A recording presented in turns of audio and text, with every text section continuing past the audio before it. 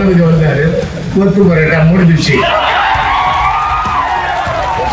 நான் 5 நாள் ஜாலியாக செஞ்சுட்டேன். பார்த்தா அவர் வந்தப்போ குளத்தூர் தெரியுது அப்படின்னு சும்மா நொலிக்குது. நான் அன்னைக்கே சொல்லிட்டேன், நான் ஜெயிச்சிட்டேன். அது ஸ்டாலின் வந்து அவங்க அப்பாவே தான் பேசியிருக்கேன். அவளை பற்றி எனக்கு நல்லா தெரியும், உங்களுக்கு தெரியாது. இனிமேல் தேரவே மாட்டானுங்க. இன்றைக்கு தமிழகத்தினுடைய முதலமைச்சர் மாண்புமிகு இந்தியாவிலிருந்து இன்றைக்கு தலைசிறந்த முதல்வர் யாருன்னா நம்முடைய ஜோசப் விஜய் தான். எல்லாரும் என்ன சொல்றதுன்னா, நாங்கள் சொல்றதை செஞ்சோம், நாங்கள் சொல்றதை செய்வோம், சொல்லாததை செய்வோம். உங்களுக்கு தெரியும், நான் யாரு கூட இருந்தாங்க, நான் பின்ன திட்டு பக்கம் கொடுத்தாங்க. இன்னைக்கு சொல்லாத செய்தது, சொல்றதே செய்தது, அதுக்கு உதாரணம் யாருன்னு அவர் கூட்டு இங்க நிற்கும்போது சொல்றாரு. அவர் கூட்டு சிவாவை அழைச்சி, இது மாதிரி ஒரு ரோட்ல ஒரு மனுஷன் பார்க்க முடியாது, சிவாவை அழைச்சி நான் பார்த்துக்கணும். இன்னைக்கு பார்த்தீங்கன்னால தமிழ்நாட்டு வீடு கட்டுறதுக்கு தலைவரை கொடுத்துட்டாரா, இப்போ அவர் அமைச்சர் ஆச்சாரா. அதான் சொல்றதை செய்யறதுக்கு ஒரே தலைவர் நம்முடைய தலைவர் தான். அதே மாதிரி நம்முடைய நிதி அமைச்சர் அன்பு சகோதரர் மரிய அமைச்சர் நாங்களாம் படிச்சுக்கிட்டாரு. அவர் கொண்டு சரியா நிதி அமைச்சர்லாம் ஒன்றும் தெரியாது. மனுஷன் எடுத்துமா விட்டா அசம்பிளியில கிழிச்சாரா, தமிழும் கிழிக்கிறாரு, இங்கிலீஷும் கிழிக்கிறாரு. பெரிய போரே நடந்துச்சு அசம்பிளி. நாங்கள் 2006-2011 பாதி இருந்தேன். இந்த மாதிரி ஒரு நிதி அமைச்சர் பாருங்க. எல்லாம் என்ன சொன்னாங்க, என்னப்பா அவங்க 2 பேர் படித்தவர், அவங்க நிதி பற்றி அமைச்சர் ஆக்கி விட்டா 10 பைசால இருந்து அந்த ஒரே ஒரு பைசா கணக்கு கூட போயிட்டார். இன்னைக்கு நாட்டில் எவ்வளோ நிதி இருக்குது, எவ்வளோ செலவு போடணும், என்ன சமாச்சாரம் கிளீனாக புட்டு வச்சுட்டு கடைசியாக கோவத்தில் மைக்கு கூட கட்டிட்டு வச்சு காட்டேன்.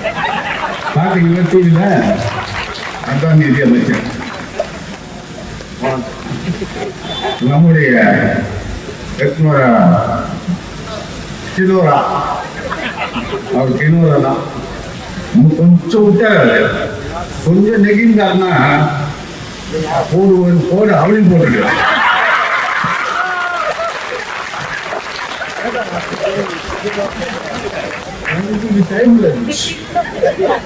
ஒரு 2 நாள் நான் உள்ள போய் வச்சுக்கேன். ஏன்னா எனக்கு பார்த்தேன் அந்த ராஜா எனக்கு அங்கேயே சொன்னான், தளபதி வந்தாரு, கொத்து பரோட்டா முடிஞ்சிச்சு.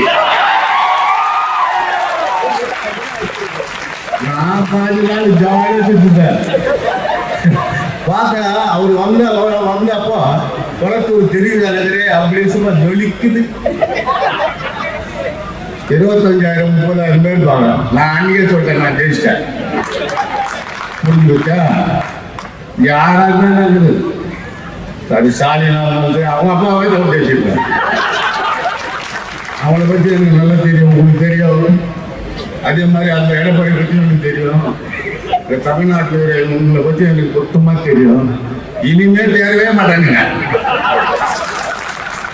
இனிமே நல்லா சொல்ல சீரியஸா சொல்றதுக்கு முன்னாடியில 2 கட்சியுமே கிடையாது. திமுக கூட நல்லா திமுக ஒரே கட்சி தாழை கேட்டா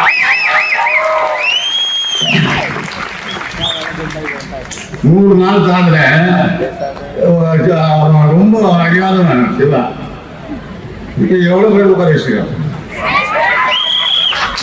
நான் 3 நாள் காலேஜ் 100 பேர் எடுத்து பார்த்தா ஊரையே பற்றி தொழிலே பற்றி வச்சுக்கிறேன்.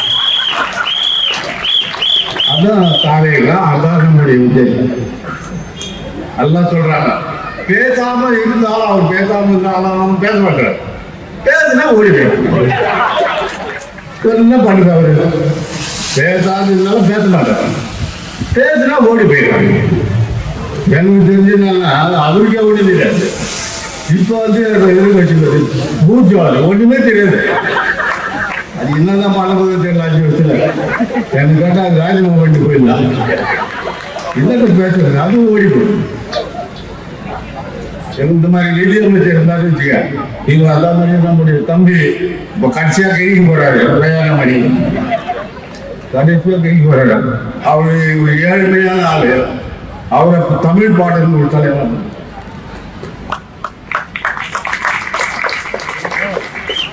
சாதாரண தொண்டர்கள் வந்து பேசிட்டு போனார். தாமனூர் ஆட்டோ டிரைவர் எந்த காலத்திலே ஒரு திமுக 25 வருஷம் செட்டாதான் ஒரு மட்டும் ஆகும்.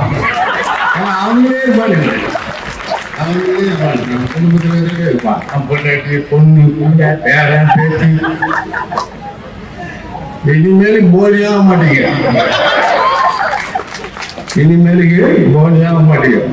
அவர் தான், நீங்க தான், நாங்க தான், நீங்க தான். இனிமேல் இந்த தமிழ்நாட்டில் அது இது நாகதா பாட்டா மன்னர், இந்த மன்னர்கள்லாம் சொல்லாதீங்க. ஒழுங்கா சபைக்கு 5 வருஷம் நடத்த முடியாது, நடத்துங்க. ஆனா நடத்த மாட்டாங்க, வரமாட்டாங்க.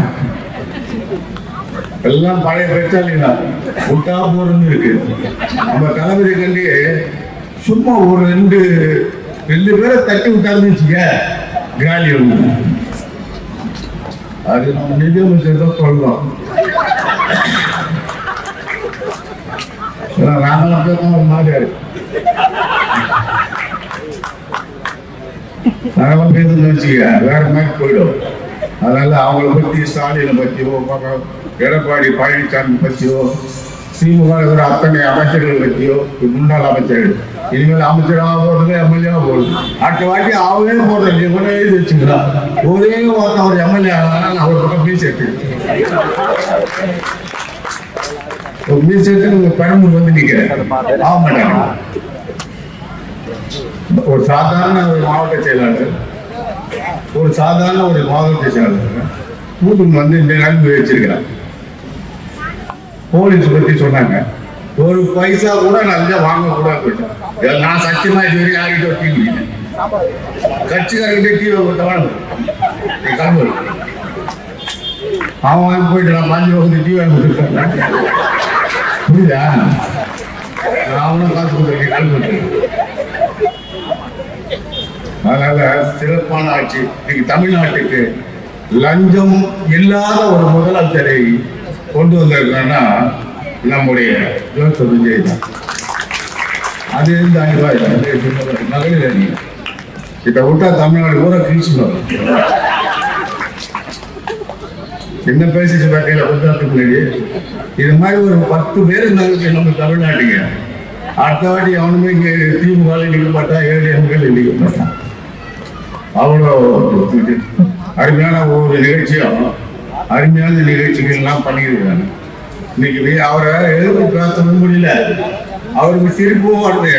இவனை பார்த்தா அவருக்கு ஒரு மாதிரியா இருந்தேன்னு போயிடுறாரு, எழுந்தே போயிடுறாரு. ஆகவே இந்த சிறப்பான இனிமே இந்த ஆட்சியை எந்த கொம்பனாலையும் ஆட்டவோ அசைக்கவோ முடியாது. எனக்கு தெரிஞ்சு ஒரு 25 வருஷம் இவர் தான் இருப்பார். அதுக்கப்புறம் நம்ம எல்லாம் இருக்க மாட்டோம்.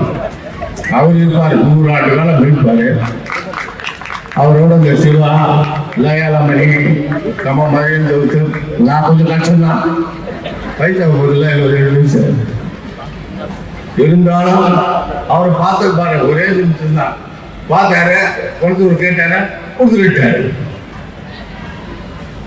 5 நிமிஷம் வந்தாருப்பா, நான் ஜெயிச்சிருப்பா.